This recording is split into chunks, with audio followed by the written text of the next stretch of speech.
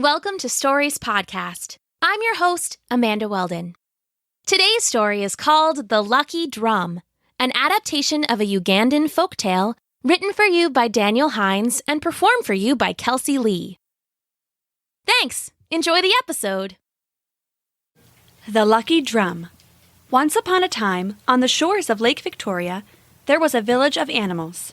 There were giant elephants and slender antelopes, sleek leopards and roaring lions, swinging chimps and mud-rolled hippos, and, of course, the python and the lizard. You see, every year on the hottest day of the year, there would be a great feast day. All the animals would come together and celebrate, eating and laughing and watching Python and Lizard perform. Python was the best dancer. He could move his body in tight coils or long rippling waves like the sea. And Lizard was the best singer, with a voice so sweet and bright they could hardly believe it came out of her scaly body. So Python would dance and Lizard would sing, and in between they would play a booming drum.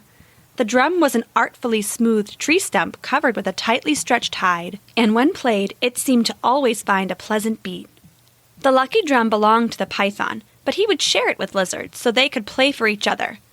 Lizard would keep a good beat while Python danced, and Python would play a backing beat for the Lizard's songs. One year, Lizard sang a song for her friend Monkey, and the other animals joined in on the chorus. Monkey went up the mountain, went up to the mountain. Monkey went up the mountain, searching for a banana. Monkey looked high and low, looked high and low. Monkey looked high and low, searching for a banana. Monkey went up the mountain, went up to the mountain. Monkey went up the mountain, searching for a banana. Monkey found one growing, he found one growing. Monkey found one growing, he found a banana. Monkey went up the mountain, went up to the mountain. Monkey went up the mountain, searching for a banana. Monkey felt joy-o, joy-o, felt joy-o, joy-o. Monkey felt joy-o, joy-o, and he ate the banana. Monkey went up the mountain, went up to the mountain. Monkey went up the mountain, searching for a banana. After the song and the great feast day, a neighboring village went to find Lizard. They liked her monkey song and drumming so much that they wanted her to come and perform for them. She, of course, agreed and promised to head over the next day. Lizard then went to find Python. She knew he was very protective of his drum and wouldn't let her take it on a trip to the other village, so she decided to lie to her friend instead. It wasn't a very nice thing to do, but Lizard was feeling very proud after being invited to perform, and she was too interested in herself to worry over much about Python's feelings. "Hello, Python," she said when she found him practicing his dance moves among the tall grass. "I was wondering if I could take your drum back to my cave for a couple of days. I want to practice so I can give you an even better dancing beat next time we perform." "Well," said the Python slowly, "if you're only going nearby to your cave and nowhere else, I guess it's okay, but make sure you're extra careful." "Thank you," cried Lizard, already picking up the drum. "I'll take good care of it, I promise." Lizard took the drum and headed off to the neighboring village. Python watched her go, nervous but trusting his friend. The Lizard made it to the neighboring village and put on a show of drumming and singing for them. The animals loved it so much they made her perform it again and again and again. With every encore, the Lizard grew prouder and prouder, and soon she thought to herself that she must be the greatest performer in all of Uganda. Meanwhile, back home, 3 days had passed. Python went to find Lizard to get his drum back. She wasn't in her cave under the hot rock, though, and she wasn't in the shade of her favorite tree, and she wasn't by the waterfall or the shores of Lake Victoria either. The Python looked all over until he ran into 2 chimpanzees, the mother chimp picking bugs out of her son's fur and popping them into her mouth. "Hello, friends," said the Python. "I'm looking for Lizard. Have you seen her?" The mother chimp shook her head, but the boy spoke up right away. "I saw her with the lucky drum heading to the neighbor village. She said she was invited to perform and was going to impress them all with her voice and drumming." The Python was surprised. Would his friend really lie to him? To find out for sure, he went to the path along the river that led to the other village. There he waited for hours until he heard Lizard coming down the trail, singing as she went. I'm up atop the mountain, up atop the mountain. I'm up atop the mountain with all the rest below me. Lizard! You lied to me, shouted Python. Lizard was so startled that she bolted up the nearest tree. Python came after her, so she went far, far up, in the branches that hung over the water. They were long and thin and spindly, so she knew the heavy python wouldn't be able to follow her. Get down here and give me back my lucky drum, called Python. Lizard was feeling very full of herself from her performance in the neighboring village. No, I play it better than you do anyway. I can use my hands and tail both to drum, and you can only use your tail. I'm better, and I should keep the lucky drum. You're just jealous.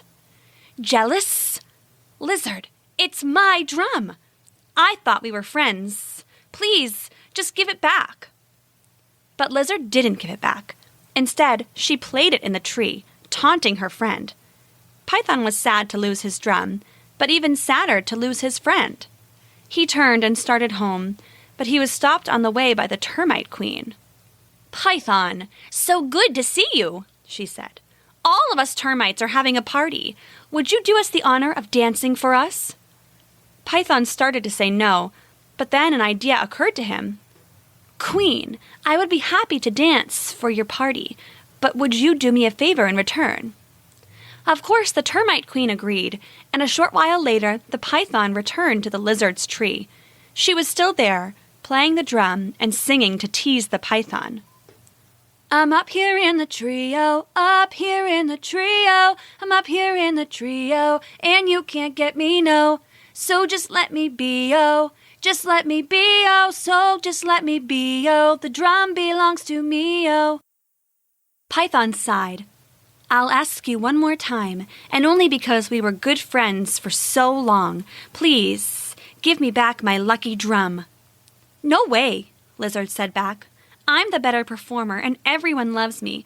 I should keep the drum. All right, then, if that's what you want. Python then called out for the termite queen. Like an amber wave, they boiled out of the ground, 12 termites, 100, 1,000. They flowed up the base of Lizard's tree and began to eat, and eat, and eat. Hey, Lizard called, cut that out! What are you doing? The termites ate, and soon the tree began to groan and crackle, the termites eating away the wood of its trunk until it burst under its own weight with a sharp crack. The tree fell into the river, taking Lizard and the lucky drum with it. Python struck out with that lightning speed that all snakes have. Quick as blinking, he had wrapped his tail around his drum and pulled it back to shore. Help! I can't swim! Python looked into the river, and there was Lizard, splashing miserably in the current. If no one helped, Lizard would soon be washed downstream and pulled under the swiftly flowing water. Python hesitated a second. He hadn't known Lizard couldn't swim. He was still mad about her trying to steal his drum, but he couldn't just let her be washed away. Hold on! Python struck out again, this time wrapping himself around Lizard and trying to pull her to shore. Unfortunately, Lizard was heavier than the drum, and Python had trouble. For a moment, it seemed that they would both be pulled under the swiftly flowing river. Hold on! Python stretched and wrapped the other end of his body around a thick tree trunk and then pulled with all his might. Lizard let out a little squeak as she was squeezed in Python's coils, but eventually she was dragged onto shore. She lay there with Python for a moment, both of them panting and breathless. Thanks for saving me, Lizard said when she got her breath back. I'm sorry I lied and tried to steal your drum. It's okay, Python said, laughing a little. Sorry about your eyes. You see, when Python had pulled Lizard to shore, the squeezing was so tight it had made Lizard's eyes bulge out. That's why today, still, many lizards have big, bulging eyes. They're all related to the lizard who tried to steal the lucky drum. It's also why today, still, snakes are very distrustful. They watch anyone who approaches very, very carefully, and they never lend out their things, especially not their drums, and especially not to lizards. The end.